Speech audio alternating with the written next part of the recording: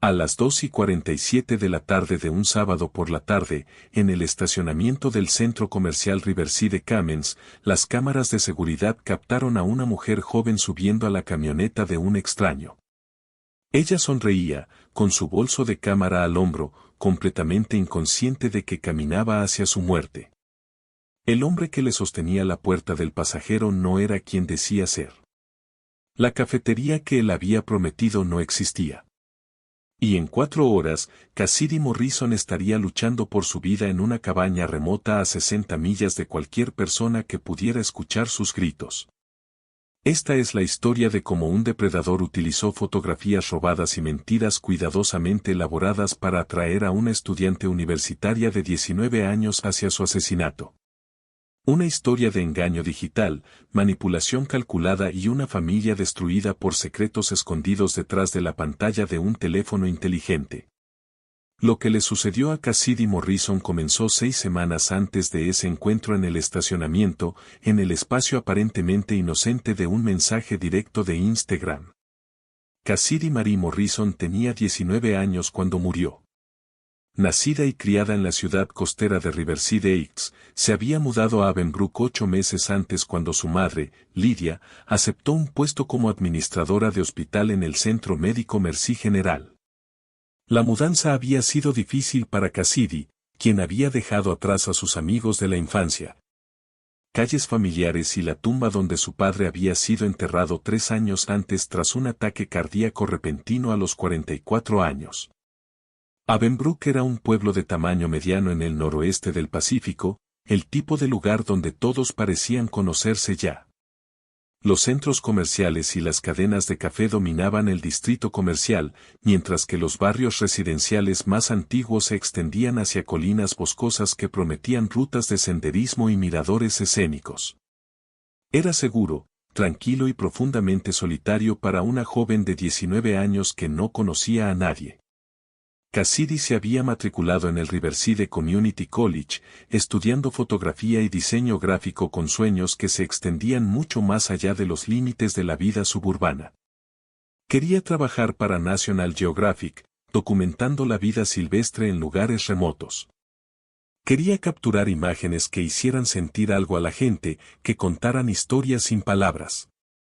Las paredes de su habitación estaban cubiertas con impresiones de fotógrafos que admiraba, composiciones que equilibraban la habilidad técnica con un impacto emocional crudo.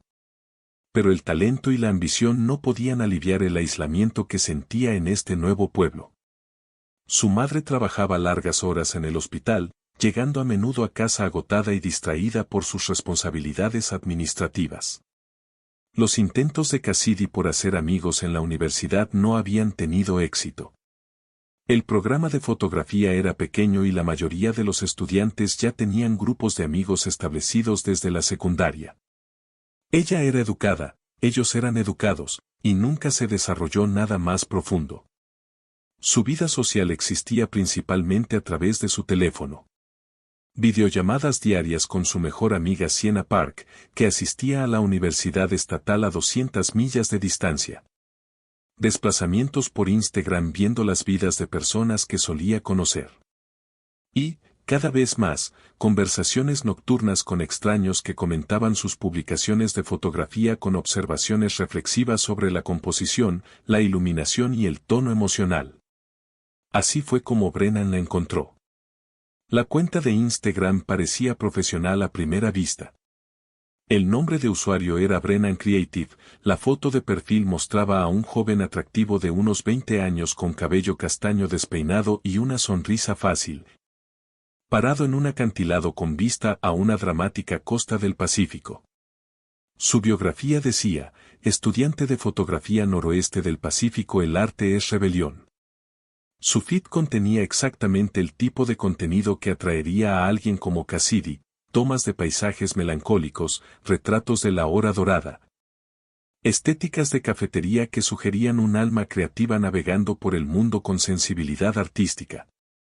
Tenía 847 seguidores. Seguía a 923 cuentas. Los números sugerían autenticidad, una persona real con una red social real. Lo que Cassidy no podía saber era que cada elemento del perfil era un engaño cuidadosamente construido. Las fotos fueron robadas a un estudiante universitario de 19 años llamado Marcus Vance, que vivía en Portland y no tenía idea de que su imagen estaba siendo utilizada como arma por un depredador. El número de seguidores estaba inflado artificialmente mediante la compra de cuentas bot. Incluso los reflexivos subtítulos debajo de cada foto fueron plagiados de blogs de fotografía e influencers de Instagram.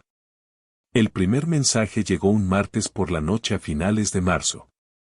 Cassidy acababa de publicar una fotografía de un atardecer que había tomado en un parque local, el tipo de imagen de la que se sentía particularmente orgullosa. La composición seguía perfectamente la regla de los tercios, la paleta de colores cambiaba de naranjas cálidos a púrpuras fríos. Y el árbol en silueta en el primer plano creaba una línea natural que guiaba la vista hacia el sol poniente. Tu composición en esa toma del atardecer es increíble, decía el mensaje.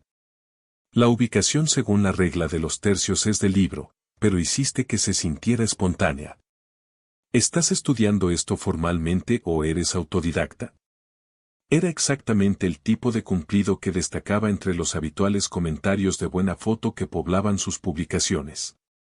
Esta persona realmente había mirado su trabajo, entendido las decisiones técnicas que había tomado y apreciado la intención artística detrás de ellas. Cassidy sintió una pequeña emoción de validación mientras hacía clic en el perfil de Brennan para saber más sobre quién había enviado un mensaje tan atento. Pasó 15 minutos recorriendo su feed, impresionada por la calidad de su trabajo y la obvia pasión detrás de cada imagen. Cuando finalmente respondió, su mensaje fue profesional pero interesado: gracias. Estoy estudiando en el colegio comunitario ahora mismo, en el programa de fotografía y diseño gráfico. Tu trabajo de paisajes es realmente hermoso. ¿Cuánto tiempo llevas disparando? La conversación que siguió fue exactamente lo que una joven solitaria de 19 años necesitaba. Brennan le preguntó sobre sus metas fotográficas, compartió sus propias luchas para encontrar su voz artística y demostró un interés genuino en sus opiniones sobre equipos, software de edición y los fotógrafos que ambos admiraban. No presionó por información personal. No sugirió inmediatamente reunirse en persona. Simplemente existía como una presencia de apoyo que entendía su pasión de formas que su madre y sus ausentes compañeros de clase no lograban. Durante las semanas siguientes, sus conversaciones se profundizaron y se volvieron más personales. Brennan compartió historias cuidadosamente fabricadas sobre su propia vida, los padres que no entendían sus ambiciones artísticas, el trabajo a tiempo parcial en una cafetería que pagaba su equipo de cámara. La soledad de dedicarse al trabajo creativo en un mundo que valoraba las carreras prácticas sobre la expresión artística. Cada historia estaba diseñada para reflejar las propias experiencias de Cassidy, creando una falsa sensación de conexión profunda y entendimiento compartido. Él era paciente. Nunca enviaba más de un mensaje sin recibir una respuesta primero. Respetaba límites que en realidad no existían porque había investigado cuidadosamente cómo evitar despertar sospechas. Cuando Cassidy mencionó las estrictas reglas de su madre sobre los horarios de llegada y el reporte de paradero, Brennan se solidarizó sobre los padres sobreprotectores mientras validaba sutilmente la frustración de Cassidy por ser tratada como una niña a pesar de ser una adulta. Tienes 19 años, escribió una noche. Estás en la universidad, tienes talento, eres responsable. Debe ser frustrante seguir siendo tratada como si no pudieras tomar tus propias decisiones. Era exactamente lo que Cassidy necesitaba escuchar. La preocupación de su madre se sentía sofocante, sus intentos de mantener la conexión familiar se sentían intrusivos, y aquí había alguien que entendía que ella merecía confianza, respeto y espacio para vivir su propia vida. Para la cuarta semana de su conversación, Cassidy le había contado a Brennan cosas que no había compartido con nadie excepto con Sienna. Habló sobre la muerte de su padre y cómo todavía no podía conducir frente al hospital donde lo declararon muerto sin sentirse físicamente mal. Describió la culpa que sentía por estar resentida con su madre por obligarla a mudarse a Avenbrook cuando ella quería quedarse en Riverside, cerca de la tumba de su padre y sus amigos de la infancia.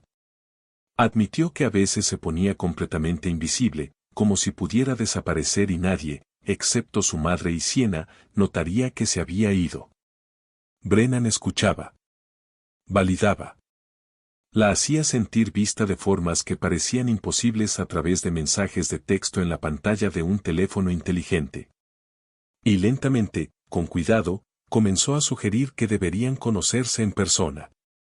Siento que tenemos esta conexión increíble, escribió. Y sé que suena cursi, pero realmente creo que podríamos colaborar en algunos proyectos juntos. ¿Tal vez salir a tomar fotos algún día? Sin presiones, solo pensé que sería genial conocer finalmente a la persona detrás de estas imágenes increíbles. Cassidy dudó. Había sido criada con las advertencias estándar de seguridad en Internet sobre conocer a extraños de la red. Pero Brennan ya no se sentía como un extraño. Habían estado hablando durante semanas. Ella había visto sus fotos, conocía sus intereses, sentía que entendía su personalidad y valores. Y él nunca había sido insistente o inapropiado. Nunca había pedido fotos íntimas ni hecho comentarios sexuales. Nunca había exigido su número de teléfono o dirección personal. Había sido respetuoso, paciente y genuinamente interesado en ella como persona. Cuando mencionó la posibilidad de conocerlo a su mejor amiga Sienna durante una de sus videollamadas nocturnas, la respuesta de Sienna fue cautelosa pero no alarmante.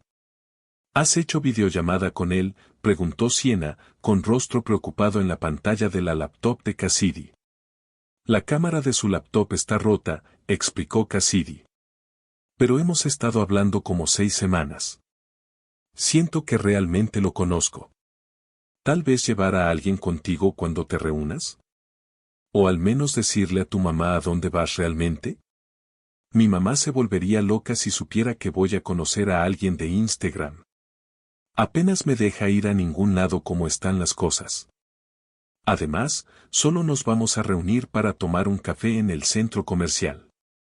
Es súper público, habrá toneladas de personas alrededor. ¿Qué podría pasar? Sienna no presionó más. Ella misma tenía 19 años, navegando por su propia experiencia universitaria, lidiando con su propia soledad y presiones sociales. No quería parecer sobreprotectora o criticona. Confiaba en el juicio de su mejor amiga, y Cassidy parecía emocionada por esta conexión de una manera que Sienna no había escuchado desde que se mudaron. Está bien, dijo finalmente Sienna. Pero envíame un mensaje antes de conocerlo y justo después, ¿vale? Y comparte tu ubicación conmigo por si acaso. Lo haré, prometió Cassidy. Te preocupas por nada, pero te enviaré un mensaje. Lo prometo. Esa promesa nunca se cumpliría. Lo que Cassidy Morrison no sabía, no podía saber, era que cada palabra que Brennan le había enviado era una manipulación calculada ejecutada por un hombre que había pasado meses perfeccionando su técnica. Roderick Alan Vance tenía 40 años y vivía en un remolque en decadencia en Millbrook. Un pueblo a 60 millas al sur de Avenbrook que existía principalmente como una colección de estaciones de servicio y tiendas de descuento que servían a las comunidades rurales dispersas por las tierras de cultivo circundantes. La vida de Roderick había sido un lento descenso hacia el aislamiento y la obsesión. Había crecido en una familia de clase trabajadora, el hijo mediano de 5. Funcionalmente invisible para unos padres abrumados por las demandas de poner comida en la mesa y gestionar el caos de demasiados niños en muy poco espacio. Había sido mediocre en la escuela, graduándose con notas promedio y sin talentos o intereses particulares que pudieran haberlo conectado con otras personas.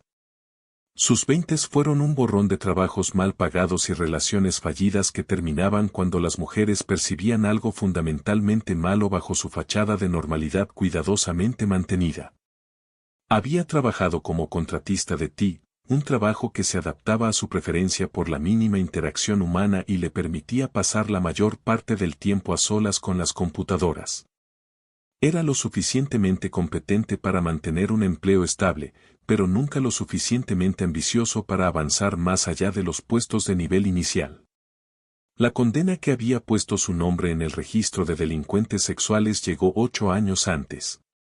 Tenía 32 años, vivía solo en un apartamento tipo estudio, pasando horas cada vez más largas en salas de chat en línea dirigidas a niñas adolescentes. La investigación había comenzado cuando unos padres descubrieron mensajes explícitos en la computadora de su hija de 15 años. Roderick había pasado 3 meses preparándola, ganándose su confianza, animándola a compartir fotos íntimas y eventualmente sugiriendo que se conocieran en persona. La niña les contó a sus padres sobre la reunión planeada.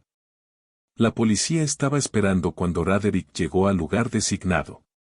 Había sido acusado de intento de seducción de una menor, posesión de material de explotación infantil encontrado en sus computadoras durante la ejecución de la orden de registro, y múltiples cargos de solicitud de imágenes explícitas de víctimas menores de edad. Había cumplido 4 años en la prisión estatal, una sentencia que se sintió simultáneamente demasiado larga y para nada suficiente por el daño que había causado. La prisión había sido educativa de maneras que el sistema de justicia penal nunca pretendió. Roderick había aprendido de otros reclusos exactamente donde había fallado su intento anterior. Había sido demasiado ansioso, demasiado explícito, demasiado rápido, dirigiéndose a víctimas que eran demasiado jóvenes y, por lo tanto, más propensas a contárselo a padres protectores. Había dejado un rastro digital demasiado obvio. Había sido impaciente y descuidado. No volvería a cometer esos errores. Tras su liberación, Roderick se registró como lo exigía la ley ante las autoridades locales. Asistió a sus citas con el oficial de libertad condicional religiosamente, manteniendo la apariencia de rehabilitación y cumplimiento. Consiguió un empleo realizando trabajo remoto de TI que le permitía vivir en cualquier lugar con conexión a Internet. Y comenzó a planificar su próximo intento con una atención metódica al detalle que habría parecido admirable si se hubiera aplicado a cualquier propósito legítimo. Estudió ingeniería social, aprendiendo exactamente cómo reflejar el estilo de comunicación y los intereses de alguien para crear una falsa intimidad. Investigó objetivos de edad apropiada, enfocándose en mujeres jóvenes de entre 18 y 21 años que eran legalmente adultas pero que aún navegaban por la vulnerabilidad de la adolescencia tardía. Aprendió terminología fotográfica, estudió técnicas de composición y absorbió suficiente conocimiento para hacerse pasar convincentemente por alguien que se dedicaba al trabajo artístico. La creación del perfil de Brennan había requerido algo más oscuro que el simple robo. Roderick había mantenido un contacto mínimo con su sobrino Marcus a lo largo de los años. Lo suficiente como para conocer las vulnerabilidades del joven. Marcus luchaba con problemas de adicción que habían comenzado en la universidad, acumulando deudas con personas peligrosas y tomando decisiones que podrían destruir su futuro. Cuando Roderick descubrió pruebas de la participación de Marcus en un incidente relacionado con drogas que podría resultar en cargos criminales serios, vio una oportunidad. El chantaje fue directo. Roderick poseía documentación de las actividades de Marcus, mensajes de texto, registros financieros, fotografías que podrían vincularlo con cargos de distribución que conllevan sentencias mínimas obligatorias. Le hizo a su sobrino una oferta simple, darle acceso a su cuenta de Instagram y permitir que sus fotos fueran utilizadas. O enfrentar un proceso judicial que terminaría con su educación y carrera futura antes de que realmente hubieran comenzado. Marcus se resistió inicialmente, comprendiendo instintivamente que la petición de su tío estaba conectada con algo profundamente malo. Pero el miedo venció a la claridad moral. Le dio a Roderick lo que quería, racionalizando que permitir que alguien usara sus fotos no era realmente ayudar con un crimen, no lo hacía realmente cómplice de lo que sea que su perturbado tío planeara hacer. Esa racionalización perseguiría a Marcus durante años, mucho después de que la verdad surgiera y entendiera exactamente lo que su cooperación había permitido. Pero en ese momento, aterrorizado por la prisión y desesperado por protegerse, entregó las llaves de su identidad digital e intentó no pensar en por qué su tío las necesitaba. Braderick descargó cada foto, estudió el estilo de los subtítulos de Marcus y creó una cuenta completamente separada usando la identidad robada de su sobrino. Compró seguidores a través de servicios diseñados para hacer que las cuentas falsas parecieran legítimas.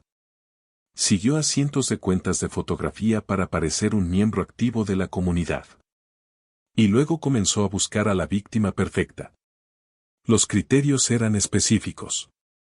Necesitaba estar aislada, haberse mudado recientemente o estar desconectada de redes sociales fuertes. Necesitaba ser artística e introspectiva, el tipo de persona que valoraba la conversación profunda sobre la interacción social superficial. Necesitaba mostrar signos de tensión familiar o conflicto parental que él pudiera explotar.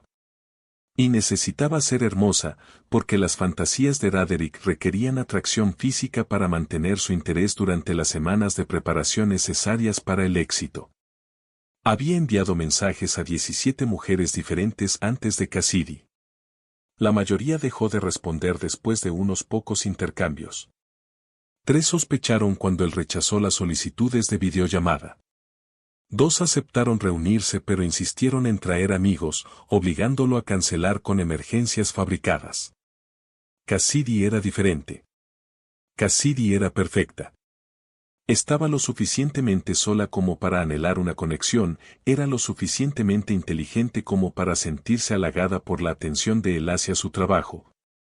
Y estaba lo suficientemente aislada como para no tener a nadie, excepto a una mejor amiga distante y a una madre con exceso de trabajo, para notar las señales de advertencia. Para la 6ª semana de su conversación, Braderick ya había alquilado la cabaña donde planeaba llevarla. Había pagado en efectivo a un dueño de propiedad que administraba múltiples alquileres rurales y no hacía preguntas mientras el pago llegara a tiempo. Se registró bajo un nombre falso, Brian Kendrick, usando una licencia de conducir falsificada comprada a través de conexiones de la web oscura que había mantenido desde la prisión. La cabaña era perfecta para sus propósitos. Se encontraba en 20 acres aislados, rodeada de bosque denso sin vecinos cercanos. La carretera pavimentada más cercana estaba a 3 millas de distancia, accesible solo por un camino de tierra que se convertía en barro intransitable durante las lluvias intensas. La estructura en sí era pequeña pero funcional, una habitación principal con una cocina americana, un dormitorio y un baño. Lo más importante es que había sido modificada por un ocupante anterior para incluir ventanas con rejas y una puerta reforzada que se cerraba desde el exterior. Braderick había abastecido la cabaña con suministros para un cautiverio a largo plazo. Comida, agua, suministros médicos básicos y equipos diseñados para la restricción y el control. Probó las cerraduras, verificó que la señal de teléfono celular fuera inexistente en ese lugar y preparó planes detallados para cada contingencia posible. No planeaba matar a Cassidy. Planeaba quedársela, para quebrar gradualmente su resistencia hasta que aceptara su nueva realidad. El asesinato solo ocurriría si ella demostraba ser demasiado difícil de controlar. La sugerencia de reunirse en persona había sido cuidadosamente cronometrada. 6 semanas era tiempo suficiente para establecer confianza, pero no tanto como para que Cassidy perdiera el interés o conociera a alguien más que pudiera satisfacer su necesidad de conexión. Braderick sugirió el centro comercial porque era lo suficientemente público como para sentirse seguro, pero lo suficientemente caótico como para que las cámaras de seguridad no capturaran imágenes útiles. Inicialmente propuso reunirse en la entrada principal, pero luego cambió la ubicación al estacionamientos en el lado norte, un área menos transitada donde su camioneta no atraería atención. El sábado por la mañana, Braderick se despertó al amanecer en su remolque y comenzó las preparaciones finales. Se duchó y se vistió con ropa casual cuidadosamente seleccionada que coincidía con la estética que había presentado en línea. Gorra de béisbol para ocultar su rostro de las cámaras de seguridad. Gafas de sol por la misma razón. Cargó la camioneta con todo lo que necesitaba, Verificó 2 veces que los seguros para niños en el lado del pasajero funcionaran y comenzó el viaje de 60 millas hacia el centro comercial Riverside Commons. Llegó temprano y se estacionó en una esquina del lote C donde su camioneta quedaría parcialmente oculta por un camión de entregas. Repasó su historia una última vez. Él era Brennan, 19 años, estudiante de fotografía, emocionado por conocer finalmente a la talentosa joven con la que había estado hablando durante semanas. Sería amable pero no amenazante, respetuoso de su espacio, cuidadoso de no hacerla sospechar hasta que fuera demasiado tarde para que la sospecha importara. A las 2:42 de la tarde, su teléfono vibró con un mensaje de Cassidy: «Ya estoy aquí. Estacionándome ahora». Roderick sintió que su ritmo cardíaco se aceleraba. Este era el momento en que su planificación tendría éxito o fallaría. Observó a través del espejo lateral de su camioneta cómo el auto de Cassidy se detenía en un espacio a 3 filas de distancia. Ella se sentó en el asiento del conductor por un momento, revisando su teléfono, aplicándose brillo labial, reuniendo valor para un encuentro que se sentía significativo y emocionante. No tenía idea de que caminaba hacia un depredador que había pasado 8 semanas aprendiendo exactamente cómo manipular sus vulnerabilidades. Cassidy bajó de su auto, con el bolso de la cámara al hombro, vistiendo jeans y su chaqueta favorita. Miró alrededor del estacionamiento, ligeramente nerviosa pero sonriendo. Roderick esperó hasta que ella mirara en su dirección, luego abrió la puerta de su camioneta y salió, saludando con un entusiasmo fabricado. Ella le devolvió el saludo, con el alivio visible en su rostro. Él se veía diferente a sus fotos, pero no de forma alarmante. Tal vez mayor, pero la gente siempre se veía diferente en persona que en imágenes de redes sociales cuidadosamente curadas. Caminó hacia él, cerrando la distancia entre la seguridad y la catástrofe con cada paso. «Cassidy», llamó Roderick, con voz cálida y amable. «Brennan», respondió ella, con una sonrisa genuina y abierta. Se encontraron entre sus vehículos. Roderick extendió su mano para un apretón de manos respetuoso. Cuidadoso de no invadir su espacio personal ni activar ningún instinto defensivo. «Es genial conocerte finalmente en persona», dijo. «Te ves exactamente como en tus fotos». «Tú también», dijo Cassidy, aunque esto no era del todo cierto. Algo en él parecía diferente, pero no podía identificar qué exactamente se sentía mal. Tal vez solo la desconexión normal entre la presentación en línea y la realidad física. Hablaron durante 90 segundos en el estacionamiento, una conversación casual sobre el viaje y el clima y lo raro que se sentía conocerse finalmente después de semanas de mensajes. Cassidy sintió que su nerviosismo comenzaba a disiparse. Él parecía normal, amable, exactamente como la persona con la que había estado hablando durante semanas. Entonces Roderick hizo su movimiento. «Entonces, estaba pensando», dijo, señalando hacia la entrada del centro comercial. «El centro comercial está absolutamente lleno hoy. Hay una cafetería increíble a unos 10 minutos de aquí con mucha mejor iluminación para tomar fotos. ¿Quieres que vayamos allá? Siempre podemos volver al centro comercial más tarde si quieres caminar un poco». Cassidy dudó. Esto era diferente al plan que habían discutido. Pero tenía sentido.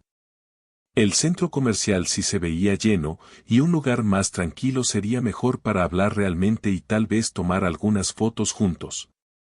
Él no había sido más que respetuoso durante 6 semanas. ¿Qué razón tenía ella para desconfiar de él ahora? Supongo que suena bien», dijo ella, tratando de sonar casual a pesar del pequeño aleteo de incertidumbre en su pecho. «Genial», dijo Roderick, moviéndose ya hacia su camioneta. «Podemos ir en mi coche si quieres, o puedes seguirme allá. Lo que te haga sentir más cómoda». Esta era la decisión crítica. Si Cassidy insistía en ir en vehículos separados, el plan de Roderick fallaría. Tendría que abortar toda la operación y desaparecer antes de que ella sospechara lo suficiente como para denunciarlo. Todo dependía de este momento. Iré contigo, decidió Cassidy. Es más fácil que tratar de seguir a alguien en el tráfico. Roderick sintió un oleaje de triunfo, aunque su expresión permaneció amable y casual. Perfecto, dijo, abriendo la puerta del pasajero con una reverencia teatral. Tu carruaje espera. Cassidy se rió, la tensión rota por su gesto juguetón. Subió al asiento del pasajero de la camioneta, colocando su bolso de cámara en su regazo. La puerta se cerró con un clic sólido que ella no reconoció como el sonido de los seguros para niños activándose. Marca de tiempo de la cámara de seguridad, 2:47 de la tarde. La camioneta salió del estacionamiento y se incorporó al tráfico alejándose del centro comercial, lejos de los espacios públicos concurridos donde Cassidy podría haber estado a salvo, hacia una cabaña remota donde nadie escucharía sus gritos. En 5 minutos, Cassidy se daría cuenta de que algo andaba mal.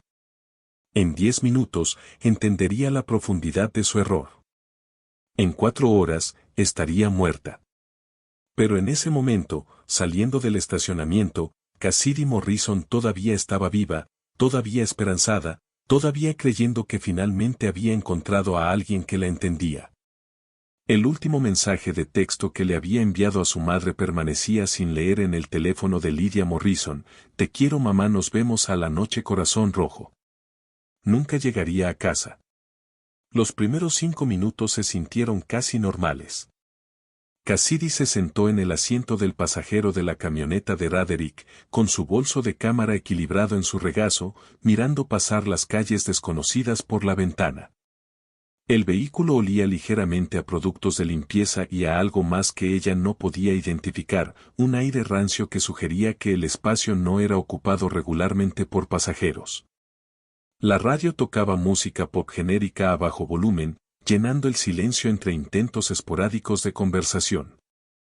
Así que tu profesor de fotografía, dijo Roderick, con las manos firmes en el volante.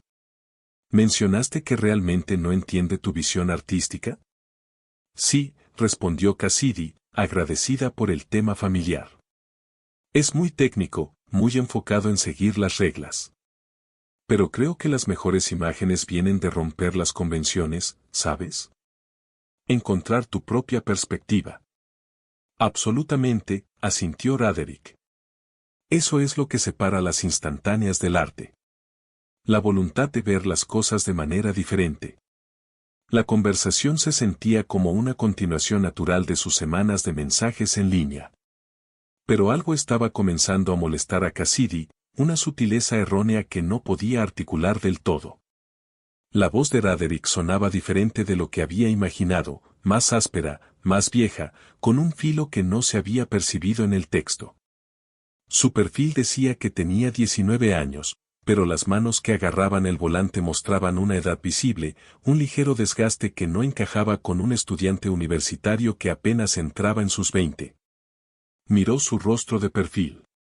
La gorra de béisbol y las gafas de sol ocultaban gran parte de sus rasgos, pero lo que podía ver se veía mal.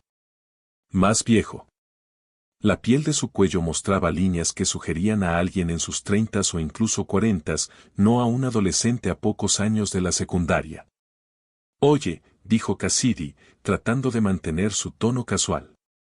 Te ves muy diferente de tus fotos.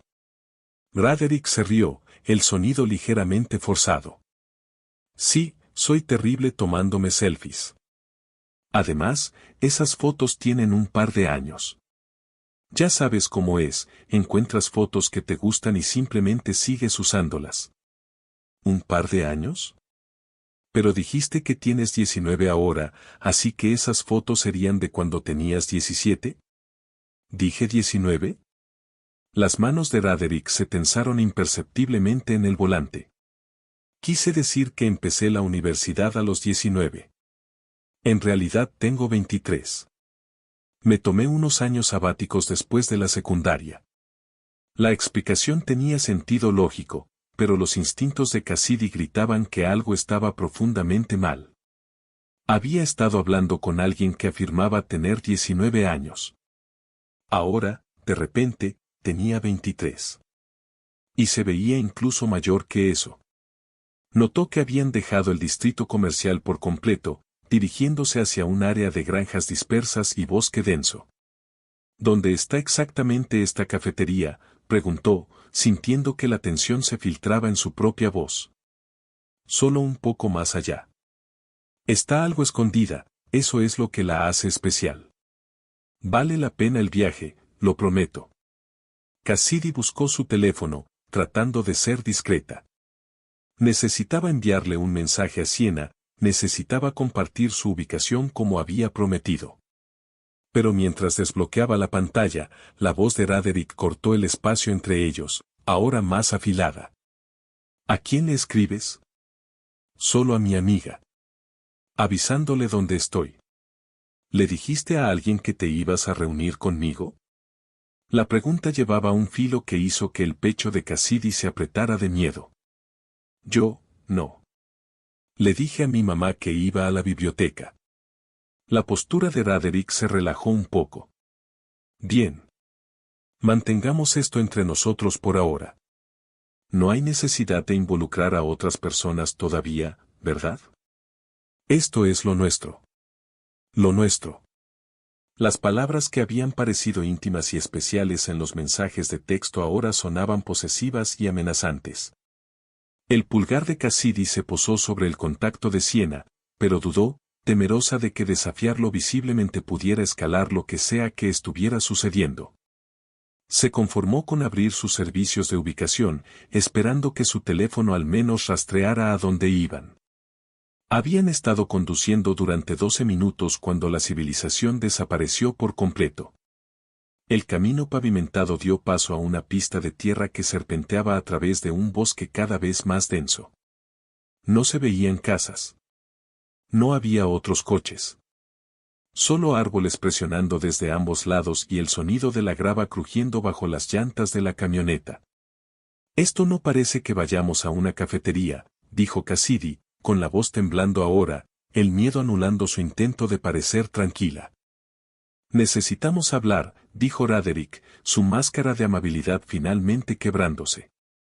Lejos de todos los demás. Donde podamos ser honestos el uno con el otro. Quiero irme a casa. Ahora mismo. No puedo hacer eso todavía. Cassidy agarró la manija de la puerta, el pánico inundando su sistema nervioso. Tiró con fuerza, luego otra vez, sus movimientos volviéndose frenéticos cuando la puerta se negó a abrirse. Seguros para niños.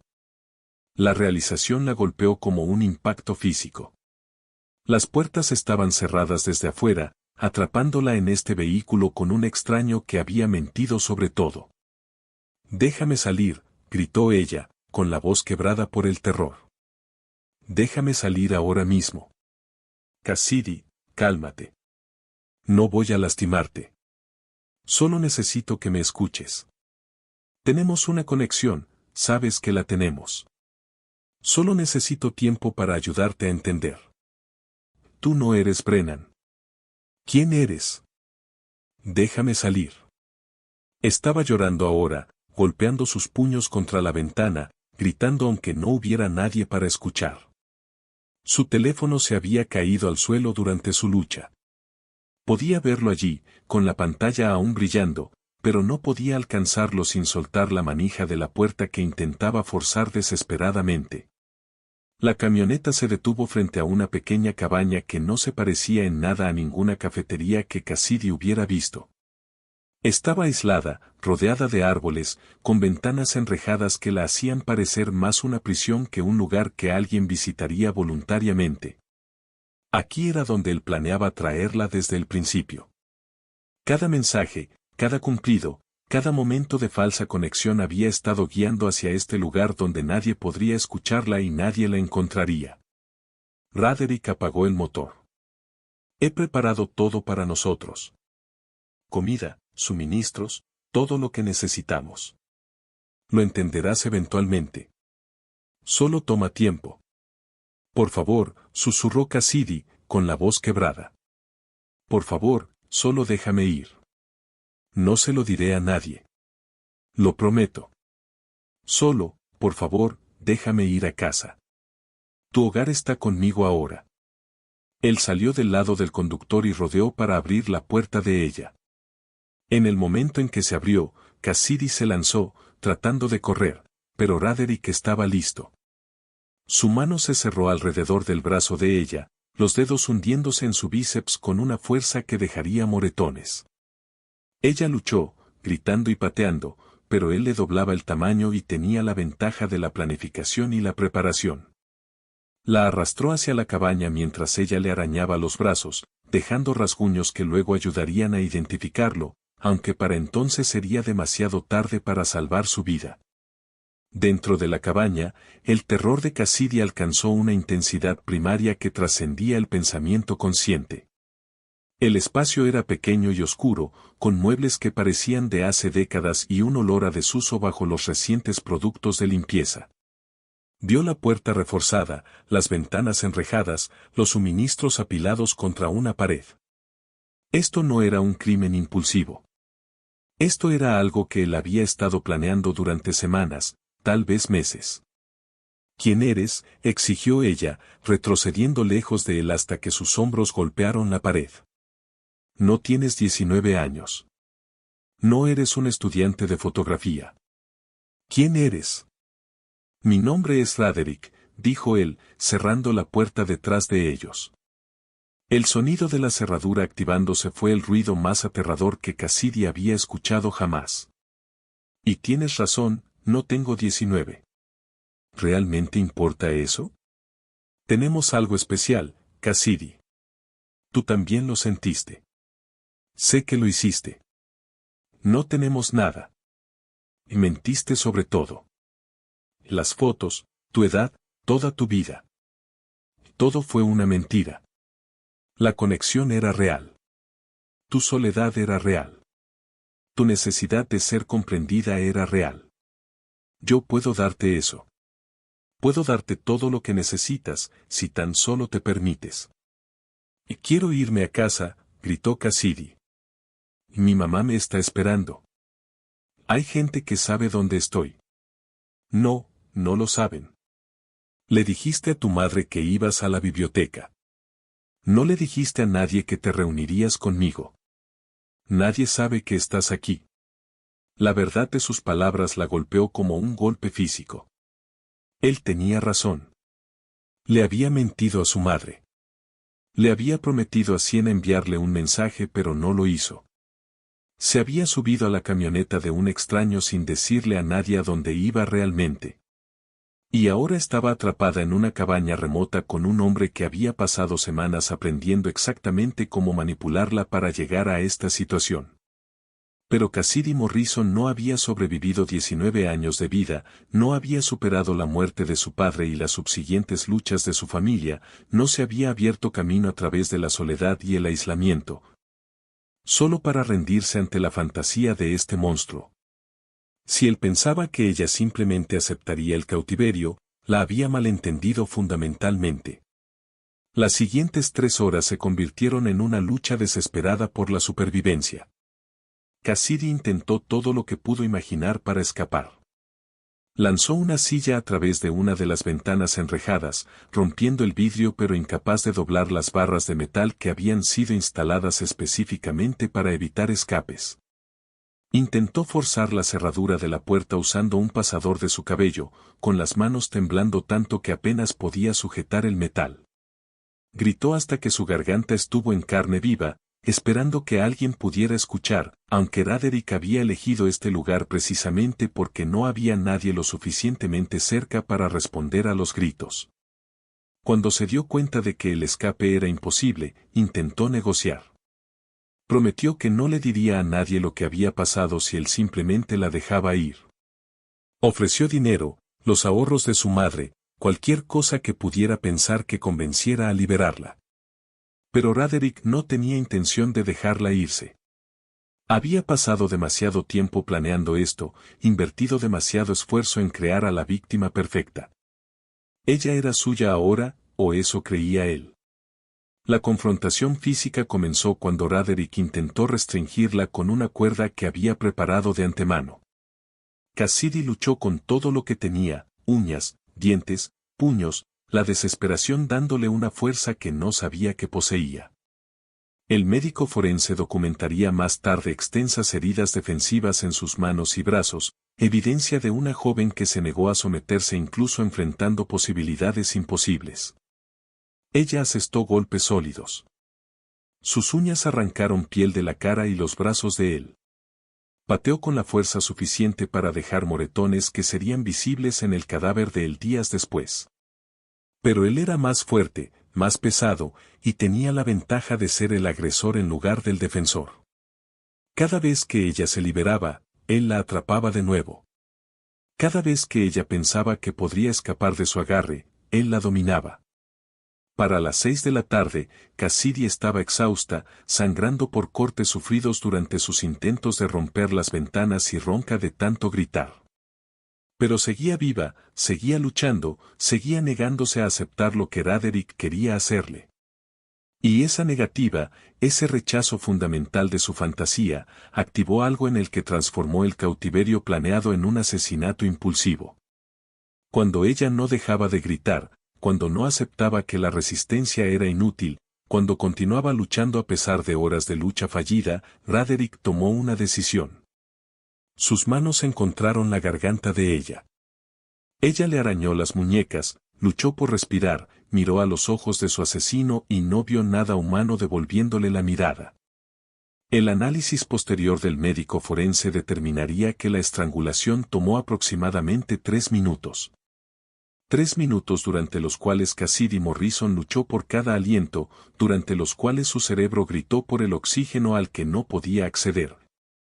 Durante los cuales murió sabiendo que había tenido razón al temer a los extraños de Internet y se había equivocado al confiar en su propio juicio sobre la autenticidad de Brennan. A las 6:30 de la tarde, mientras su madre ponía la mesa para la cena y se preguntaba por qué Cassidy aún no se había reportado, Cassidy Morrison murió en el suelo de una cabaña remota. Con su bolso de cámara todavía en la camioneta afuera, sus sueños de fotografiar el mundo terminando en la oscuridad y el terror. Roderick miró su cuerpo con genuina sorpresa. No había tenido la intención de matarla. Había querido quedársela, para romper gradualmente su resistencia hasta que aceptara su nueva vida. Pero ella había sido demasiado fuerte, demasiado reacia a someterse, y ahora estaba muerta y sus planes cuidadosos estaban destruidos. El pánico reemplazó al cálculo. Había traído suministros para un cautiverio a largo plazo, no para deshacerse de un cuerpo. Se había preparado para el control, no para el asesinato. Ahora tenía que averiguar qué hacer con el cadáver de una chica de 19 años cuya desaparición desencadenaría una investigación inmediata y cuyo cuerpo contenía su ADN bajo las uñas. Tomó la peor decisión posible. Arrastró el cuerpo de ella hacia el bosque detrás de la cabaña y la enterró en una tumba poco profunda, trabajando bajo la luz que se desvanecía, apresurándose en una tarea que requería cuidado y planificación.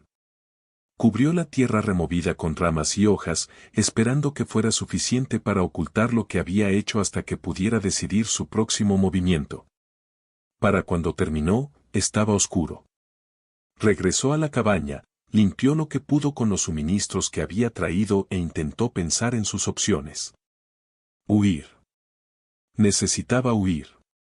Salir del estado, cambiar su identidad, desaparecer antes de que los investigadores lo conectaran con la desaparición de Cassidy Morrison. Recogió sus pertenencias, cargó la camioneta y comenzó a conducir hacia el este sin un destino claro, excepto alejarse. Detrás de él, en el bosque oscuro, Cassidy Morrison yacía en su tumba mientras su madre llamaba a su teléfono repetidamente, cada tono sin respuesta aumentando el pánico de Lydia. La primera llamada de Lydia Morrison a la policía se produjo a las 9:15 de la noche, 3 horas después del momento en que Cassidy había prometido estar en casa. El despachador fue profesional pero no estaba particularmente preocupado. Los estudiantes universitarios de 19 años no solían considerarse personas desaparecidas de alto riesgo, especialmente cuando el intervalo de tiempo era de solo unas pocas horas. Hicieron preguntas estándar sobre si Cassidy tenía antecedentes de quedarse fuera hasta tarde, si podría estar con amigos o si había habido algún conflicto familiar reciente que pudiera explicar por qué evitaba el hogar. Ella nunca llega tarde sin llamar, insistió Lidia, con la voz tensa por ese tipo de intuición materna que sabe que algo anda fundamentalmente mal. Nunca. Incluso cuando está molesta conmigo, siempre avisa. Algo está mal. Sé que algo está mal. El despachador creó un informe y prometió enviar a un oficial para tomar una declaración formal. Era un procedimiento de rutina, nada más. El oficial que llegó a las 10:30 de la noche fue comprensivo pero no se alarmó. Tomó la descripción de Cassidy, preguntó por su vehículo y solicitó fotografías recientes. Le aseguró a Lidia que la mayoría de los casos de personas desaparecidas que involucraban a adultos jóvenes se resolvían en 24 horas con el regreso de la persona a casa sana y salva. Pero la detective Marisa Chen, revisando los informes de la noche a la medianoche antes de terminar su turno, sintió que algo en este caso despertaba sus instintos entrenados. 19 años. Le dijo a su madre que iba a la biblioteca, pero la biblioteca cerró a las 6. El teléfono se iba directo al correo de voz, lo que sugería que estaba apagado o sin batería. Sin antecedentes de desapariciones o de quedarse fuera hasta tarde. Una madre que era categórica en que este comportamiento era completamente inusual. Chen tenía una hija. 17 años, solo 2 años menor que la chica desaparecida. Ella entendía el terror particular de no saber dónde estaba tu hijo, de imaginar todas las formas en que el mundo podría lastimar a alguien a quien habías pasado casi 2 décadas intentando proteger. Tomó el expediente y decidió hacer de este caso su prioridad a primera hora de la mañana.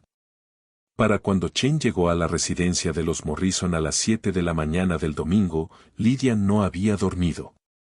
Había pasado la noche llamando al teléfono de Cassidy cada 15 minutos, enviando mensajes cada vez más desesperados y llamando a cada persona que se le ocurría que pudiera saber dónde estaba su hija. Sienna, la mejor amiga de Cassidy, había estado angustiada y no fue de mucha ayuda, diciendo repetidamente que Cassidy había mencionado conocer a alguien pero Sienna no sabía quién ni dónde. ¿A alguien?, preguntó Chen agudamente. ¿Se iba a reunir con alguien?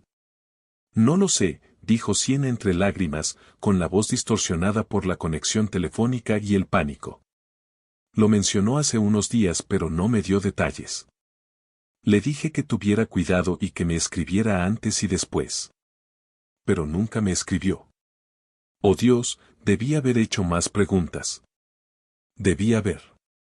Chen la interrumpió suavemente.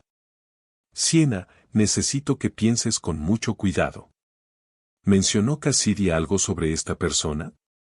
¿Un nombre, dónde se conocieron, cualquier cosa? Instagram, susurró Sienna. Dijo que había estado hablando con alguien en Instagram que realmente entendía su fotografía. Alguien que la hacía sentir menos sola. Eso es todo lo que sé. Lo siento. Lo siento mucho. Instagram. Una pista. Chen sintió que sus instintos de investigadora se agudizaban. Señora Morrison, necesito acceso a la laptop de Cassidy, su tableta, cualquier dispositivo que haya usado para redes sociales. Necesito sus contraseñas si las tiene.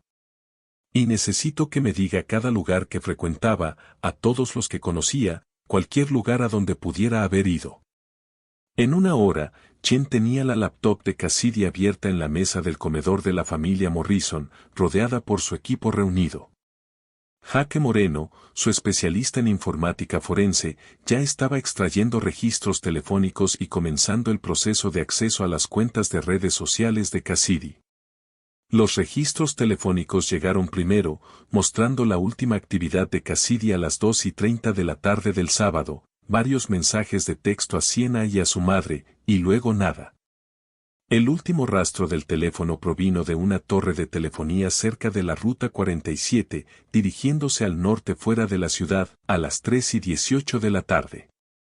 Luego, el dispositivo se apagó, ya sea por falta de energía o por ser destruido. Norte por la ruta 47, dijo Chen, marcando la ubicación en un mapa. Eso se dirige hacia tierras de cultivo y bosques. No hay nada allá arriba excepto propiedades dispersas y un par de pueblos pequeños. ¿Por qué iría ella en esa dirección? Moreno estaba trabajando en la cuenta de Instagram de Cassidy, su expresión se oscurecía a medida que se desplazaba por sus mensajes directos. Detective, necesita ver esto. Los mensajes con Brennan Creative contaban una historia que Chen había visto demasiadas veces. El patrón clásico de preparación, contacto inicial a través de intereses compartidos, construcción gradual de confianza e intimidad emocional, manipulación estratégica de las vulnerabilidades de la víctima y, finalmente, la sugerencia de conocerse en persona. El historial de conversación mostraba 6 semanas de manipulación psicológica calculada diseñada para hacer que una joven de 19 años solitaria confiara en alguien que nunca había sido honesto sobre ningún aspecto de su identidad. La cuenta fue eliminada ayer a las 3:45 de la tarde, informó Moreno. Justo después de que el teléfono de Cassidy se apagara. Pero podemos recuperar la información del perfil a través de los servidores de Instagram. Ya tengo una solicitud de orden judicial en proceso. ¿Qué hay de las fotos de perfil? ¿Podemos identificar quién aparece en ellas? Moreno realizó búsquedas de imágenes inversas de las fotos que Brennan Creative había utilizado. En minutos, obtuvo resultados. Las fotos pertenecen a Marcus Vance, 19 años, estudiante universitario en Portland. Cuenta de Instagram pública. Él no tiene idea de que sus imágenes están siendo usadas para un perfil falso. Vance, repitió Chen. Llámalo. Averigua si conoce a alguien que pudiera haber robado sus fotos. Familiares, amigos, quien sea. Mientras Moreno hacía la llamada, Chen abrió el centro comercial Riverside Commons en su computadora y comenzó a llamar a su oficina de seguridad.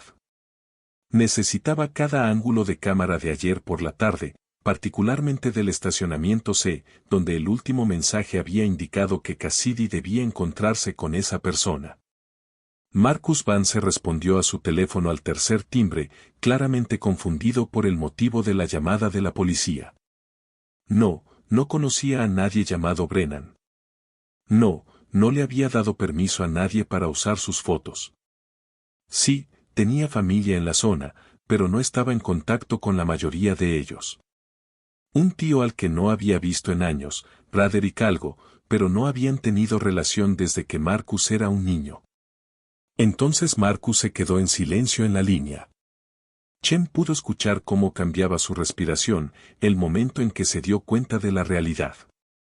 Espera, dijo Marcus, con la voz repentinamente hueca. Braderick. Oh Dios. Oh Dios, no. Marcus, ¿qué pasa? Mi tío Braderick. Él me chantajeó. Hace unos 6 meses. Me involucré en algunas cosas, cometí errores. Él tenía pruebas que podrían enviarme a prisión. Dijo que si le daba acceso a mi Instagram, si dejaba que usara mis fotos, guardaría silencio sobre lo que yo había hecho. Pensé que solo quería engañar a alguien para sacarle dinero o algo así.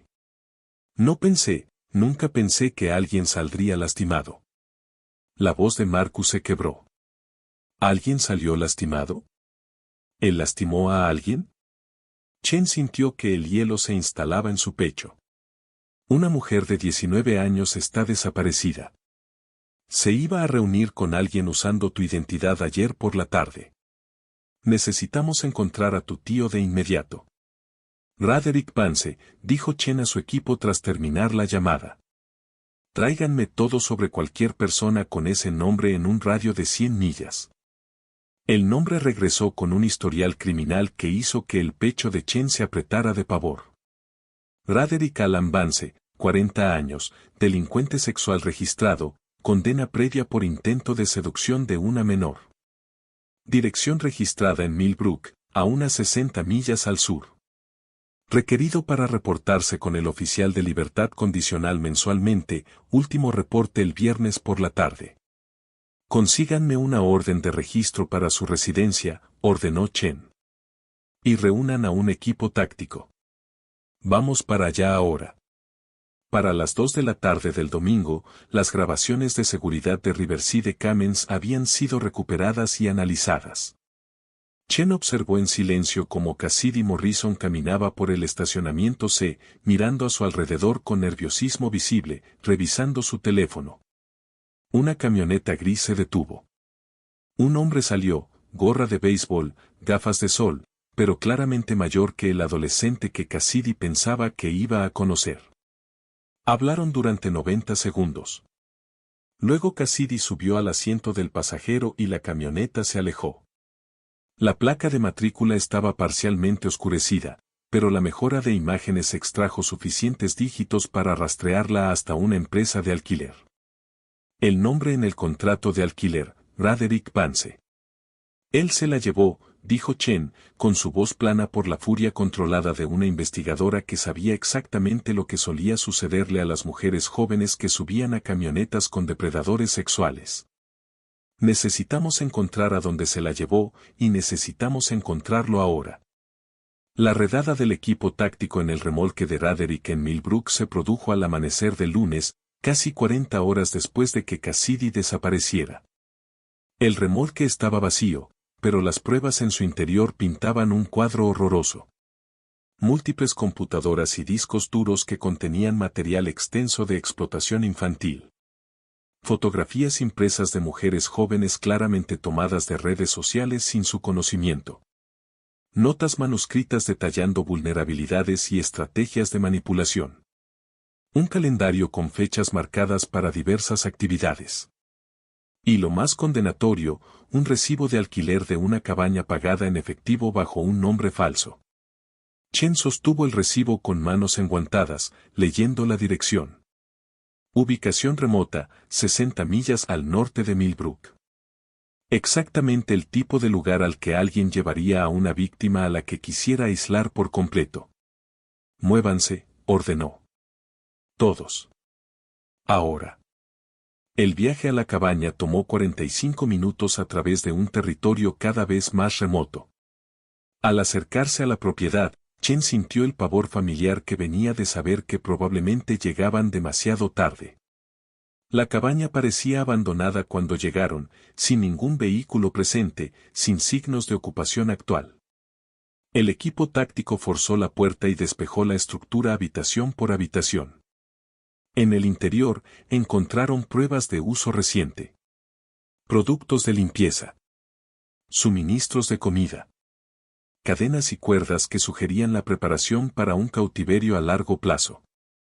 Y sangre. No en grandes cantidades, pero suficiente para indicar que hubo violencia allí. Los investigadores forenses comenzaron a procesar la escena mientras las unidades K9 se preparaban para buscar en los bosques circundantes. Los perros de búsqueda de cadáveres encontraron el cuerpo de Cassidy Morrison a las 2:47 de la tarde del lunes. Exactamente 48 horas después de que ella hubiera subido a la camioneta de Roderick Vance. La tumba era poco profunda y estaba ocultada apresuradamente, ya perturbada por la vida silvestre. El brazalete de plata que nunca se quitaba todavía estaba en su muñeca, con la inscripción visible a través de la tierra y la descomposición. CM, sueña en grande. La detective Chen se paró al borde del sitio de la tumba y sintió que algo se quebraba dentro de su compostura profesional. Esta chica estaba viva hace 2 días. Tenía sueños de fotografiar el mundo, planes para un futuro que nunca sucedería. Y ahora era un cuerpo en el bosque, asesinada por un depredador que había usado la tecnología y la manipulación psicológica para atraerla exactamente a este final. Chen se alejó de la escena para hacer la llamada que había estado temiendo. Lydia Morrison respondió al primer timbre. Señora Morrison, dijo Chen, con su voz cuidadosamente controlada. La encontramos. Lo siento muchísimo. El grito que llegó a través del teléfono fue algo que Chen escucharía en sus pesadillas durante años. El sonido del fin del mundo de una madre, de la esperanza transformándose en un dolor insoportable. El sonido del peor temor de todo padre confirmado. Detrás de ella, los equipos forenses comenzaron el cuidadoso trabajo de recuperar el cuerpo de Cassidy Morrison de la tumba donde su asesino había intentado esconder lo que había hecho. Y en algún lugar, Roderick Vance estaba huyendo, dejando atrás un rastro de pruebas que llevaría a los investigadores a través de múltiples estados en una cacería humana que apenas comenzaba. El informe del médico forense se convertiría en uno de los documentos más dolorosos que Lydia Morrison leería jamás, aunque su abogado le aconsejó encarecidamente que no lo mirara. La doctora Sarah Lynn había realizado miles de autopsias durante su carrera de 20 años, pero ciertos casos se quedaban con ella de formas que trascendían el desapego profesional. Cassidy Morrison era uno de esos casos. El examen preliminar comenzó a las 4 de la tarde del lunes en la morgue del condado, una instalación estéril que olía a desinfectante y al cóctel químico particular usado para preservar restos humanos. La doctora Lynn trabajó metódicamente, documentando cada lesión, cada prueba que pudiera contar la historia de las últimas horas de Cassidy. El cuerpo mostraba signos de aproximadamente 48 horas de descomposición, complicada por la exposición a los elementos exteriores y la actividad de los animales en el lugar del entierro. Se determinó que la causa de la muerte fue asfixia por estrangulamiento manual, evidenciado por hemorragias petequiales en los ojos, cartílago aplastado en la garganta y el patrón distintivo de hematomas dejado por manos humanas. La hora de la muerte se estimó aproximadamente a las 6:30 de la tarde del sábado, según modelos de temperatura corporal. El progreso del rigor mortis y el contenido estomacal que mostraba comida parcialmente digerida consistente con una comida ingerida varias horas antes de la muerte. Pero fueron las heridas defensivas las que contaron la historia más devastadora. Las manos y los antebrazos de Cassidy mostraron extensos hematomas, laceraciones y abrasiones consistentes con una lucha física prolongada. Sus uñas estaban rotas y contenían material biológico que el análisis de ADN confirmaría más tarde que pertenecía a Roderick Vance.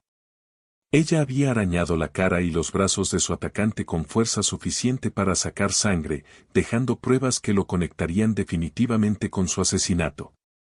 El patrón de las lesiones sugería que ella había luchado durante horas antes del asalto final. Los cortes en sus manos coincidían con los vidrios rotos de las ventanas encontrados en la cabaña. Los moretones en sus hombros y brazos indicaban una restricción forzosa repetida. Las pruebas médicas pintaban el cuadro de una joven que se había negado a rendirse, que había usado cada onza de fuerza y determinación para intentar salvarse, y que finalmente había sido dominada por alguien con ventajas significativas de tamaño y fuerza. La doctora Lynn completó su examen y se alejó de la mesa, quitándose los guantes con manos que temblaban ligeramente a pesar de décadas de experiencia profesional.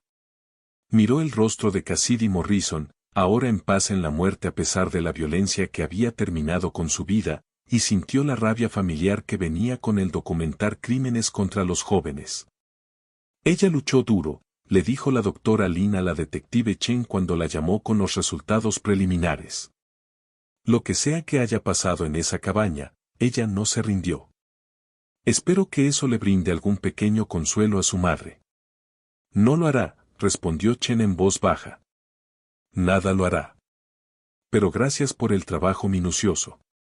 Mientras los equipos forenses procesaban la cabaña y los bosques circundantes, la investigación de la detective Chen pasó a la fase de cacería humana. Roderick Vance tenía una ventaja de 36 horas, pero había cometido errores críticos en su pánico. El alquiler de la camioneta había sido rastreado hasta su tarjeta de crédito, a pesar de usar un nombre falso. Las cámaras de seguridad de la empresa de alquiler habían capturado imágenes claras de su rostro. Y lo más crítico, la laptop que había abandonado en su remolque contenía extensas pruebas digitales de sus movimientos y patrones. El equipo de despliegue rápido de abducción infantil del FBI fue convocado a las pocas horas de confirmarse el secuestro de Cassidy. El agente Marcus Freeman, un investigador veterano con 15 años de experiencia rastreando depredadores en línea, asumió el liderazgo en la coordinación de la cacería interestatal. Freeman era un investigador metódico conocido por su capacidad para pensar como los criminales que perseguía, anticipando sus movimientos y cortando las rutas de escape antes de que los sospechosos se dieran cuenta de que estaban siendo arreados hacia su captura. Roderick Vance es un planificador, dijo Freeman al grupo de trabajo reunido el lunes por la noche. Pasó semanas preparando a su víctima, alquiló una cabaña con antelación, preparó suministros para un cautiverio a largo plazo. No es impulsivo. Pero el asesinato fue impulsivo, entró en pánico cuando ella se defendió. Ahora está huyendo por miedo más que por planificación, lo que significa que cometerá errores. La informática forense de la laptop de Roderick reveló una gran cantidad de información sobre sus hábitos y psicología. Su historial de búsqueda mostró una investigación extensa sobre propiedades rurales, vida fuera de la red y métodos para crear identidades falsas. Pero también mostró búsquedas recientes de ubicaciones específicas, particularmente áreas cerca de la frontera de Oklahoma donde los registros públicos indicaban que tenía parientes lejanos. Freeman desplegó recursos para vigilar a esos parientes, establecer vigilancia en las propiedades donde Roderick podría buscar refugio y coordinar con las agencias policiales locales en 3 estados. Alertas nacionales salieron para cada departamento de policía, unidad de patrulla de carreteras y punto de control fronterizo. La fotografía de Roderick Vance apareció en cada noticiero, acompañada de advertencias de que estaba armado y era extremadamente peligroso. La tarjeta de crédito que Roderick había robado para financiar su huida, tomada de una víctima de un robo no relacionado meses antes, proporcionó un rastro de transacciones en dirección este. Gasolineras, restaurantes de comida rápida y un motel en Bakersfield donde las cámaras de seguridad lo captaron registrándose bajo otro nombre falso. Cada transacción estrechó el área de búsqueda y confirmó la teoría de Freeman de que Roderick se dirigía hacia Oklahoma. Mientras tanto, una investigación paralela se desarrollaba en Portland. Marcus Vance, el joven de 19 años cuya identidad había sido usada como arma para atraer a Cassidy Morrison a su muerte, se sentó en la sala de conferencias de una oficina de campo del FBI. Con el rostro pálido por el shock y la culpa que definiría el resto de su vida. Dime exactamente qué te pidió tu tío que hicieras, dijo suavemente la colega del agente Freeman, la agente Sarah Michaels. Marcus había cooperado desde el momento en que entendió lo que su cumplimiento había permitido, pero la historia completa necesitaba ser documentada para fines procesales. Hace unos 6 meses, me metí en problemas, comenzó Marcus, con voz hueca. Vendía drogas para pagar mi hábito. Cosas pequeñas al principio, luego escaló. Roderick de alguna manera se enteró, todavía no sé cómo. Se presentó en mi apartamento con fotos, mensajes de texto, registros financieros. Dijo que me había estado vigilando, recolectando pruebas. Marcus hizo una pausa, limpiándose las lágrimas del rostro. Me dijo que podía enviarlo todo a la policía, que iría a prisión por distribución. Sentencia mínima obligatoria. Mi vida terminaría antes de empezar. Pero me ofreció un trato. Si le daba acceso a mi cuenta de Instagram y dejaba que usara mis fotos como quisiera, guardaría silencio. ¿Te dijo qué planeaba hacer con tu identidad? No. Le pregunté, pero solo dijo que era para proyectos personales y que yo no necesitaba saber los detalles. Pensé. Dios, pensé que tal vez estaba engañando a gente por dinero o dirigiendo algún tipo de estafa. Me dije a mí mismo que dejar que usara mis fotos no era realmente ayudarlo a lastimar a nadie. Solo me estaba protegiendo a mí mismo. La voz de Marcus se quebró por completo. Sabía que era un delincuente sexual. Sabía que había estado en prisión. Pero tenía tanto miedo de ir a prisión yo mismo que me convencí de que no importaba. Que lo que sea que estuviera haciendo, no era mi responsabilidad. Y ahora esa chica está muerta porque yo le di las herramientas para fingir ser yo. Marcus, dijo la agente Michaels con cuidado, tu tío es el único responsable de la muerte de Cassidy Morrison. Él es quien planeó esto, quien la preparó, quien la mató. Pero necesitamos entender el alcance total de su operación. ¿Alguna vez mencionó a otras mujeres? ¿Otros objetivos? No. Apenas se comunicó conmigo después de que le di acceso. Solo mensajes ocasionales recordándome que no cambiara mis contraseñas ni publicara nada que pudiera contradecir cualquier identidad que él estuviera construyendo. Intenté no pensar en ello. Intenté fingir que no estaba pasando. La agente Michaels tomó notas en su blog legal. Marcus Vance probablemente enfrentaría cargos relacionados con sus actividades con drogas, las pruebas que su tío había recolectado eran reales y condenatorias. Pero también se convertiría en un testigo crucial para entender cómo había operado Roderick y potencialmente para identificar a otras víctimas que podrían haber sido blanco de tácticas similares. Vamos a necesitar que testifiques, dijo la agente Michaels. Sobre el chantaje, sobre el acceso a tu cuenta, sobre todo lo que tu tío dijo y hizo. ¿Estás dispuesto a hacer eso? Sí, dijo Marcus sin dudar. Lo que necesiten. Pasaré el resto de mi vida intentando compensar lo que permití, aunque sé que nunca podré hacerlo. El martes por la mañana, 48 horas después de que se descubriera el cuerpo de Cassidy, una empleada de una parada de camiones en la zona rural de Oklahoma reconoció a Roderick por la cobertura de las noticias. El hombre estaba comprando café y aperitivos, con el rostro parcialmente oculto por una gorra de béisbol, pero la empleada estaba segura. Había visto la cobertura de las noticias esa mañana, memorizado el rostro del monstruo que había matado a esa joven fotógrafa, y no iba a dejar que simplemente se fuera caminando. Esperó hasta que él regresó a su camioneta y luego llamó al 911 con manos temblorosas. En cuestión de minutos, unidades de la policía estatal convergían en el lugar. Roderick ya se había ido de la parada de camiones, pero los oficiales divisaron la camioneta dirigiéndose al este por la Ruta 40, conduciendo exactamente al límite de velocidad en un intento fútil de evitar llamar la atención. La persecución fue breve. Roderick entró en el estacionamiento del Sunset Lodge Motel, aparentemente creyendo que había evadido con éxito la detección, y se registró en la habitación 217 usando efectivo y otro nombre falso. No tenía idea de que la policía ya había rodeado la propiedad, que los agentes del FBI estaban coordinando la respuesta táctica y que su libertad se medía en minutos en lugar de horas. El agente Freeman llegó a la escena y evaluó la situación. El protocolo estándar para sospechosos atrincherados exigía intentos de negociación antes de la intervención táctica, pero Freeman sabía por el perfil psicológico de Roderick que la rendición era poco probable. Hombres como Roderick Vance, que habían pasado años construyendo fantasías elaboradas y décadas alimentando resentimientos contra un mundo que sentían que los había rechazado, rara vez elegían la captura sobre la muerte. El negociador hizo contacto telefónico con la habitación. Roderick, habla el agente Freeman del FBI. Necesitamos hablar sobre lo que pasó con Cassidy Morrison. Nadie más tiene que salir lastimado. Sal y podremos resolver esto pacíficamente. Silencio. Luego el sonido de movimiento dentro de la habitación, muebles siendo empujados contra la puerta.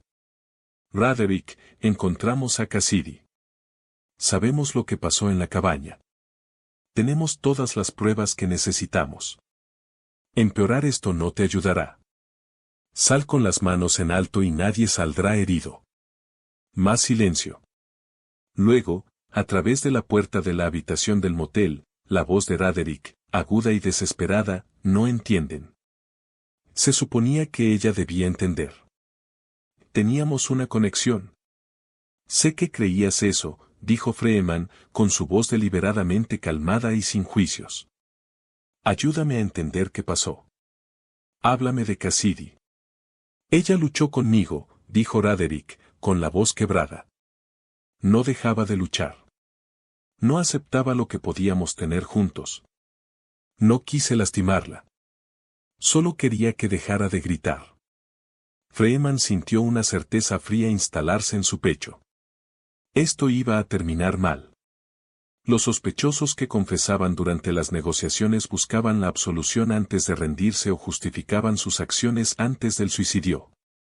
Dado el perfil psicológico de Raderick y las pruebas encontradas en su remolque que mostraban una planificación extensa para este escenario exacto, Freeman sospechaba lo segundo. Raderick, lo que sea que haya pasado, podemos trabajar en ello. Pero necesito que salgas para que podamos hablar cara a cara. ¿Puedes hacer eso? La respuesta fue el sonido de un arma siendo cargada. El distintivo clic mecánico de una bala siendo introducida en la recámara.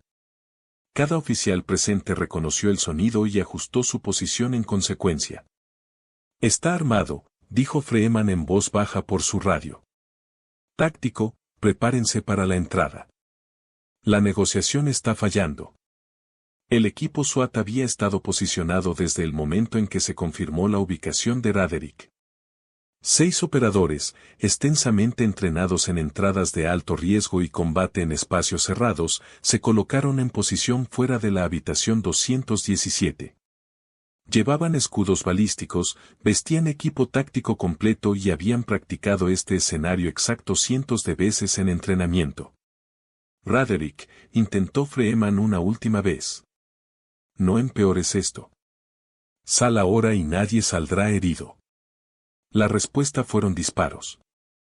3 tiros disparados a ciegas a través de la puerta de la habitación del motel, una bala atravesando la pared e incrustándose en el marco de la puerta cerca de donde Freeman había estado parado segundos antes. El árbol de decisiones colapsó en una sola opción. Entren. Entren. Entren. El ariete destruyó la puerta de un solo impacto. Los operadores tácticos inundaron la habitación, con las armas en alto, gritando órdenes. Raderick Vance estaba en el centro del pequeño espacio, con el arma levantada, su rostro contorsionado por la rabia y la desesperación. Disparó 2 veces más, salvajemente, sin darle a nadie pero confirmando su intención de matar en lugar de rendirse. El fuego de respuesta fue inmediato y abrumador. 7 disparos de 3 operadores diferentes, todos encontrando su objetivo en 2 segundos. Raderick Vance colapsó, el arma cayó de sus manos, la sangre se extendió por la alfombra barata del motel. El paramédico que llegó a él 10 segundos después no encontró pulso, ni respiración, ni signos de vida. Toda la confrontación, desde la ruptura de la puerta hasta el sospechero abatido, había durado 7 segundos. El agente Freeman entró en la habitación una vez asegurada y miró el cuerpo de Raderick Vance. Sin remordimiento, sin satisfacción, solo el reconocimiento seco de que este depredador en particular nunca volvería a lastimar a nadie. Pero la experiencia profesional de Freeman sabía que la muerte de Raderick no traería de vuelta a Cassidy Morrison.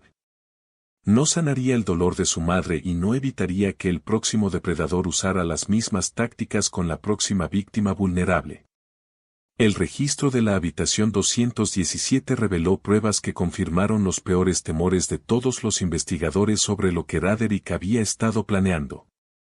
El teléfono de Cassidy, todavía bloqueado, con la pantalla agrietada por haber sido arrojado o dejado caer. Su collar de plata, tomado como trofeo después de su muerte. Una laptop que contenía fotografías del cuerpo de Cassidy, tomadas después de su asesinato, almacenadas junto a miles de imágenes de material de explotación infantil recolectadas a lo largo de los años.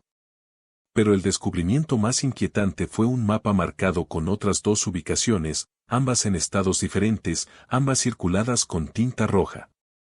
Al lado de cada círculo había una fecha y un nombre, Jennifer Walls, desaparecida en 2019. Aisa Thompson, desaparecida en 2020. Ambas mujeres jóvenes, ambas de aproximadamente 20 años cuando se desvanecieron, ambos casos que se habían enfriado sin pistas y sin que se recuperaran los cuerpos. Freeman estudió el mapa con horror creciente. ¿Ha hecho esto antes? Cassidy no fue su primera víctima. Solo fue la primera de la que encontramos el cuerpo. El FBI reabrió inmediatamente ambos casos de personas desaparecidas y envió equipos de perros de búsqueda de cadáveres para registrar propiedades asociadas con Roderick Vance durante los años en que esas mujeres desaparecieron. Las búsquedas continuarían durante semanas, buscando tumbas que finalmente pudieran dar a otras dos familias el cierre que Lydia Morrison había recibido, por doloroso que fuera ese cierre. Pero Roderick Vance estaba muerto, y con él murió cualquier confesión o información sobre lo que les había sucedido a Jennifer Walls y a Isa Thompson. Sus familias esperarían meses, luego años, por respuestas que tal vez nunca llegarían. Las pruebas sugerían que Roderick las había matado, pero sin cuerpos ni confesión, la certeza absoluta seguía siendo esquiva. En las pantallas de televisión en el estacionamiento del motel, la cobertura de las noticias ya estaba transmitiendo la historia. Presunto asesino de Cassidy Morrison abatido por agentes del FBI durante enfrentamiento en un motel de Oklahoma. La cobertura mostraba la fotografía de Cassidy, joven, sonriente, viva en la imagen tomada antes de que siquiera escuchara el nombre Brennan o subiera a la camioneta de un extraño. Pero la cobertura también mostraba otro rostro, Marcus Vance, el sobrino cuya identidad había sido robada y usada como arma. Los medios de comunicación ya estaban debatiendo su culpabilidad, algunos argumentando que era una víctima de chantaje y otros insistiendo en que su cooperación lo convertía en cómplice de asesinato. Marcus pasaría años en un limbo legal, enfrentando tanto cargos criminales por sus actividades con drogas como una potencial responsabilidad civil de parte de la familia de Cassidy. La reacción del público estaba dividida. Algunos expresaron simpatía por un joven que había tomado decisiones terribles mientras estaba atrapado por el chantaje de su tío. Otros argumentaron que debería haber acudido a las autoridades en lugar de habilitar a un delincuente sexual conocido, independientemente de las consecuencias personales. El debate continuaría durante años, sin alcanzar nunca un consenso sobre dónde terminaba la responsabilidad y dónde comenzaba la complicidad. La detective Chen observó la cobertura desde su oficina en Avenbrook y no sintió triunfo alguno. Había resuelto el caso, encontrado al asesino, asegurado que nunca volvería a lastimar a nadie. Pero Cassidy Morrison seguía muerta, enterrada en una tumba que había compartido con el miedo y la desesperación, y ninguna cantidad de justicia podía cambiar esa realidad fundamental. Marcus Vance cargaría con su culpa hasta el día de su muerte, sabiendo que su deseo de evitar la prisión le había dado a su tío las herramientas para cometer un asesinato.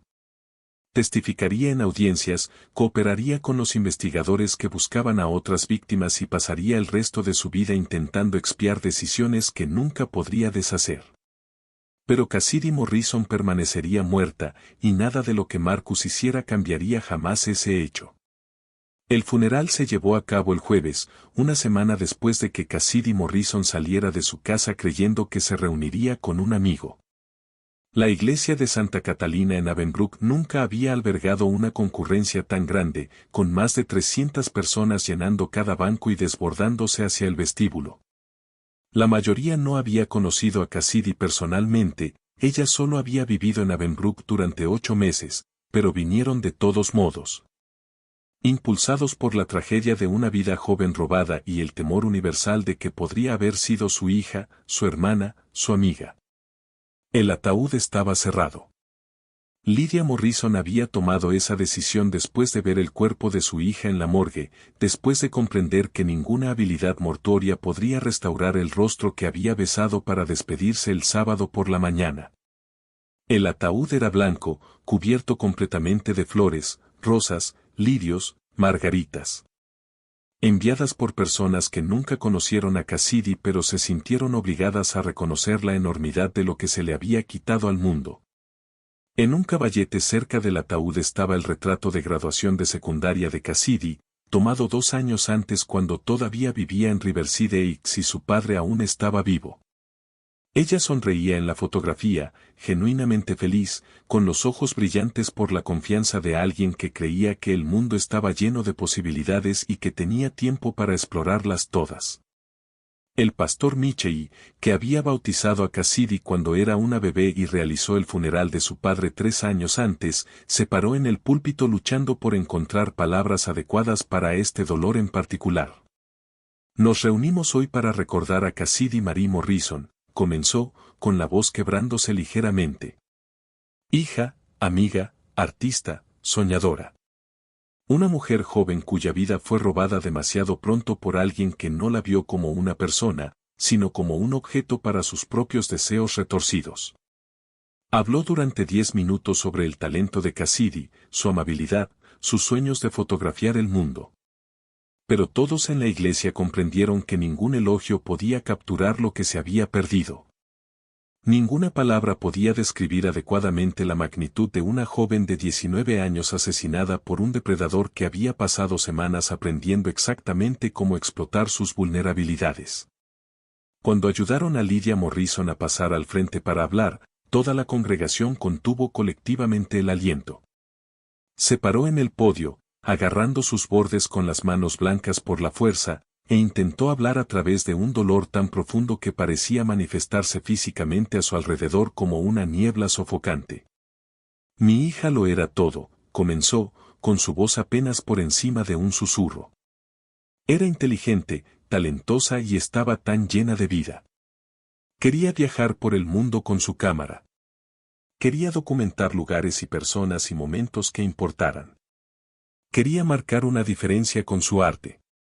Lydia hizo una pausa, las lágrimas corrían por su rostro, todo su cuerpo temblaba por el esfuerzo de permanecer de pie. Debía haberlo sabido. Debía haberla protegido. Debía haber hecho más preguntas sobre con quién estaba hablando en línea. Debía haber insistido en saber a dónde iba realmente el sábado. Debía haber. Su voz se quebró por completo. No pudo continuar. El pastor Michei la guió suavemente de regreso a su asiento mientras ella se derrumbaba en sollozos que resonaron en toda la iglesia silenciosa. Cada padre presente sintió el peso de la culpa de Lydia, comprendiendo que podría haber sido cualquiera de ellos, que depredadores como Roderick Van se cazaban en línea todos los días. Y que ninguna cantidad de vigilancia parental podía garantizar protección contra el mal que usa máscaras amigables. Sienna Park habló a continuación, o lo intentó. Había volado desde la universidad estatal, luciendo demacrada y décadas mayor que sus 19 años. Logró decir 3 frases antes de romperse por completo. Cassidy fue mi mejor amiga desde que teníamos 12 años. Me dijo que iba a conocer a alguien y yo debía haberla detenido. Debía haber hecho algo. No pudo terminar. Un amigo la ayudó a volver a su asiento mientras lloraba entre sus manos. La culpa de la supervivencia, el saber que conocía la reunión y no la había evitado, había transformado a Sienna en el fantasma de la joven vibrante que había sido apenas una semana antes. El servicio concluyó con una presentación de diapositivas de la fotografía de Cassidy, paisajes que había capturado, retratos de su familia y amigos. Experimentos artísticos con luz y sombra que demostraban un talento genuino y una perspectiva única. Cada imagen era un recordatorio del futuro que había sido robado, la carrera que nunca se desarrollaría, las obras maestras que nunca se crearían. El entierro tuvo lugar en el cementerio Avenbrook Memorial bajo cielos grises que amenazaban lluvia pero nunca la dejaron caer. Cassidy fue depositada en una parcela junto a un espacio reservado donde Lydia eventualmente se uniría a su hija, aunque a los 47 años nunca imaginó que eso sucedería en este orden. La lápida era de mármol blanco simple con una inscripción por la que Lydia había agonizado, Cassidy Marie Morrison, 2003 a 2022. Amada hija, amiga, artista. Siempre 19, siempre amada. A medida que el pequeño grupo se dispersaba, Lydia permaneció junto a la tumba mucho después de que todos los demás se hubieran ido. Se sentó en la hierba junto a la tierra fresca, con una mano presionada contra el suelo como si pudiera de alguna manera atravesar la tierra y el ataúd para tocar a su hija una vez más. Se quedó hasta que los trabajadores del cementerio le pidieron que se fuera para que pudieran terminar su trabajo, e incluso entonces apenas pudo obligarse a alejarse. Las semanas que siguieron al funeral se convirtieron en un borrón de dolor y necesidades prácticas que se sentían obscenas en su mundanidad. Había facturas que pagar, documentos legales que procesar, las pertenencias de Cassidy que clasificar, cada objeto era un recordatorio de una vida que terminó demasiado pronto. Lydia tomó una licencia de su trabajo en el hospital, incapaz de concentrarse en el trabajo administrativo cuando cada momento de silencio traía imágenes de lo que su hija debió haber experimentado en esa cabaña. La culpa la consumía. Rejugó el sábado por la mañana 1000 veces, buscando señales que se le hubieran pasado, preguntas que debió haber hecho. ¿Por qué no había insistido en saber exactamente con quién se reuniría Cassidy? ¿Por qué no revisó el teléfono de su hija con más regularidad? ¿Por qué no reconoció que el aumento en el aislamiento y la actividad en línea de Cassidy podía indicar que algo peligroso se estaba gestando? La parte racional de su mente entendía que Roderick Vance era el responsable de la muerte de Cassidy, que él había pasado semanas manipulando cuidadosamente a una joven de 19 años solitaria, que incluso el padre más vigilante no podía monitorear cada conversación digital ni prevenir cada peligro potencial. Pero la racionalidad no proporcionaba consuelo cuando se despertaba a las 3 de la mañana buscando su teléfono para escribirle a Cassidy antes de recordar que su hija estaba muerta. 6 meses después de la muerte de Cassidy, Lydia trabajaba a tiempo parcial limpiando edificios de oficinas, el mismo trabajo que tenía antes de cursar la carrera de enfermería. Antes de construir lo que pensó que era una vida mejor para ella y su hija. Los gastos legales por consultar con abogados durante la investigación habían consumido sus ahorros. Las facturas médicas por problemas de salud relacionados con el estrés se acumulaban. No podía concentrarse en el hospital, no podía mantener la compostura profesional requerida para el trabajo administrativo cuando apenas lograba pasar cada día sin derrumbarse. Cada sábado a las 2:47 de la tarde, la hora exacta en que Cassidy se había subido a la camioneta de Roderick Vance, Lydia visitaba el cementerio. Llevaba flores frescas, se sentaba junto a la tumba y hablaba con su hija sobre todo y nada.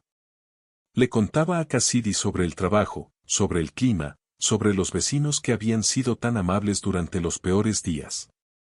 Le pedía perdón una y otra vez por no haberla protegido, por no ver las señales, por darle demasiada libertad en el momento equivocado. La casa permanecía prácticamente sin cambios. La habitación de Cassidy estaba exactamente como la había dejado ese sábado por la mañana, la cama sin hacer, el equipo fotográfico en el escritorio, la ropa esparcida por la silla. Lydia no podía obligarse a empacar nada ni a convertir la habitación en otra cosa. A veces se sentaba en la cama de Cassidy y recorría el feed de Instagram de su hija, mirando fotografías que nunca serían actualizadas, un monumento digital congelado a los 19 años. El último intercambio de mensajes de texto permanecía guardado en el teléfono de Lydia, consultado y releído con una regularidad dolorosa. Sábado, 1:30 de la tarde, Cassidy, te quiero mamá, nos vemos a la noche, corazón rojo. Sábado, 1:31 de la tarde, Lydia, yo también te quiero, cariño. Ve con cuidado. Ve con cuidado. Como si esas palabras fueran una protección mágica en lugar de un cliché sin sentido. Cassidy no había ido con cuidado. Nada la había mantenido a salvo de un depredador que había pasado semanas aprendiendo exactamente cómo hacer que ella confiara en él, que había chantajeado a su propio sobrino para obtener las herramientas para el asesinato. Sienna Park nunca regresó a la universidad estatal. Después de 2 intentos de suicidio en los 3 meses posteriores a la muerte de Cassidy, uno por sobredosis, otro intento más serio que requirió hospitalización, fue ingresada en cuidados psiquiátricos de largo plazo. La culpa del sobreviviente se había transformado en depresión clínica y trastorno de estrés postraumático que hacía imposible el funcionamiento normal. En las sesiones de terapia, repetía los mismos pensamientos de forma obsesiva. Yo lo sabía. Ella me dijo que iba a conocerlo. Le dije que tuviera cuidado, pero no la detuve.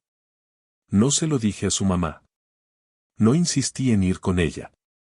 Simplemente la dejé ir porque no quería parecer sobreprotectora.